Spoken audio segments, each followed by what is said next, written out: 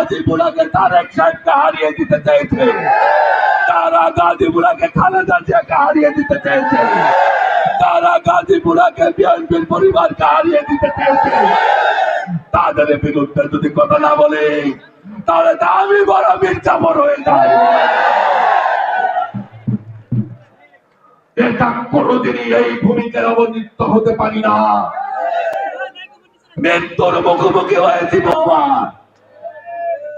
আমার সুস্পষ্ট বক্তব্য নির্বাচনী ক্যাম্পে দিয়েছিলাম, ভোট বাড়লো কি কমলো সেই দিকে আমি খেয়াল করি নাই বলেছি, সেদিনও সতর্ক করেছিলাম।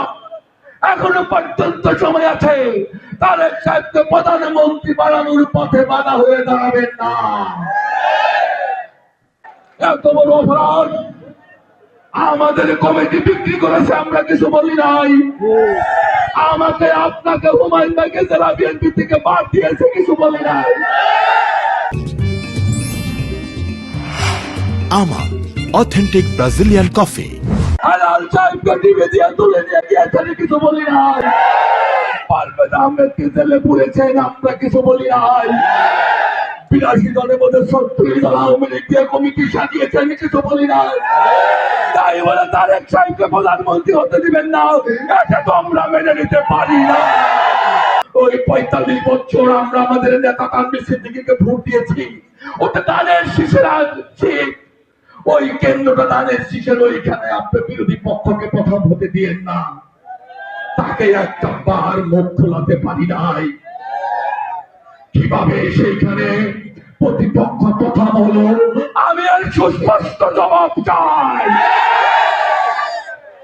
একটা বুটুকি দানের শীষ বেশি পেল না। আমরা কি তানভীর সিদ্দিকী সাহেবকে যুগের পর যুগ ভোট দেই নাই? তাহলে কেন তারেক সাহেবের খালেদা জিয়ার দানের শীষের ওইখানে পরাজয় হলো? তার জবাব আপনারা চান না? জোরে বলেন চান কিনা? এই জবাব দিতে হবে।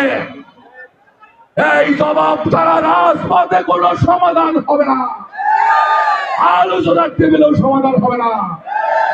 একমাত্র পথ, এই অপরাধের কারণে অনতি বিলম্বে তাকে দায়িত্ব থেকে অব্যাহতি দিতে হবে। তার বিরুদ্ধে দলীয় শৃঙ্খলা ভঙ্গের জন্য, বেইমানি করার জন্য তার এবং তার সাথে সংশ্লিষ্টদের রাজনৈতিক আদালতে বিচার করতে হবে। রাজি কিনা বলে?